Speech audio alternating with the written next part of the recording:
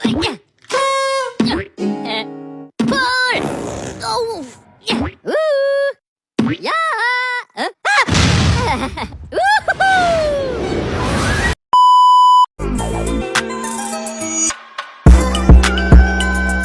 Pengertian dan fungsi. Yang pertama, karnium adalah bagian kerangka kepala yang melindungi otak dan menopang organ-organ sensorik. Kedua, orbit adalah rongga tulang di tengkorak yang melindungi dan menaungi bola mata, saraf optik, dan otak pergerakan mata. Yang ketiga, nasal boni, sepasang tulang kecil yang membentuk batang hidung bagian atas, memberikan struktur dan bentuk pada wajah, serta melindungi rongga hidung dari cedera. 4. Maksila menahan gigi atas, membentuk struktur wajah, dan menopang otot untuk mengunyah serta berbicara. 5. Mandible, tulang rahang bawah manusia, bagian dari tengkorak yang terbuat dan terbesar di wajah, yang berfungsi untuk mengunyah, berbicara, menelan, dan membentuk struktur wajah serta menopang gigi-gigi bawah.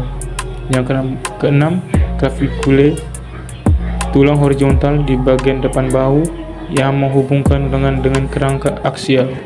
Yang ketujuh, sternum adalah tulang datar panjang di tengah dada yang berfungsi melindungi jantung, paru-paru, dan pembuluh darah serta membentuk penghubung tulang rusuk dan selangkung. Yang kedelapan, ischoid bronchus, bagian kecil berbentuk segitiga di bagian bawah sternum yang berfungsi sebagai titik pergelekatan untuk otot-otot penting untuk pernapasan dan gerakan serta melindungi organ vital di bawahnya. 9. Costa cartilage, jaringan tulang rawan hialin yang menghubungkan tulang rusuk ke tulang dada dan berkontribusi pada elastisitas dinding dada serta memungkinkan gerakan saat bernapas. Yang ke-10, vertebral column, struktur tulang belakang yang membentang dari leher hingga panggul, berfungsi sebagai penopang tubuh, tempat perlekatan otot, dan pelindung sumsum tulang belakang. 11. Humerus adalah tulang panjang di lengan atas yang membentang dari bahu hingga siku. 12. Radius dan ulna adalah dua tulang yang membentuk lengan bawah dari siku hingga pergelangan tangan.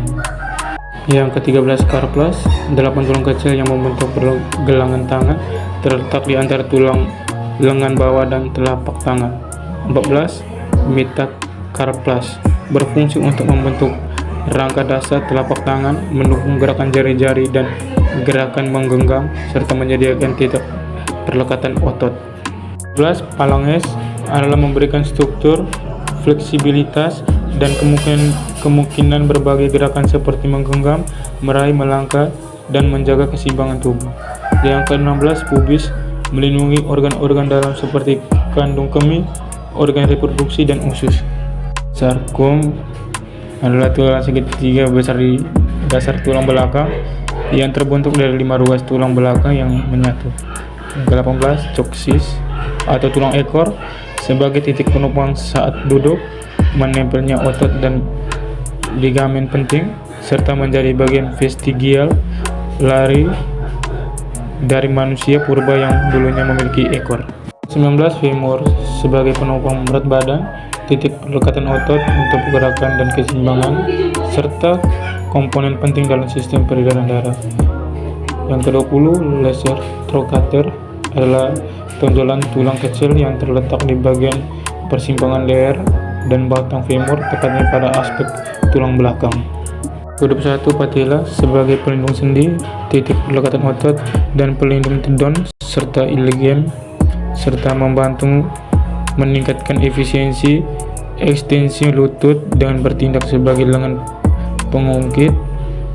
Yang ke-22, tibia, tulang terpanjang kedua di tubuh yang terletak di sisi dalam tungkai bawah, menghubungkan lutut dan pergelangan kaki. Ke-23, fibula, berfungsi untuk menyediakan tempat perlekatan otot dan menopang sebagai kecil berat badan. Yang ke-22, tarsal, sebagai platform penyangga beban, menahan berat badan, serta kemungkinan sebagai gerakan kaki seperti berjalan dan melompat.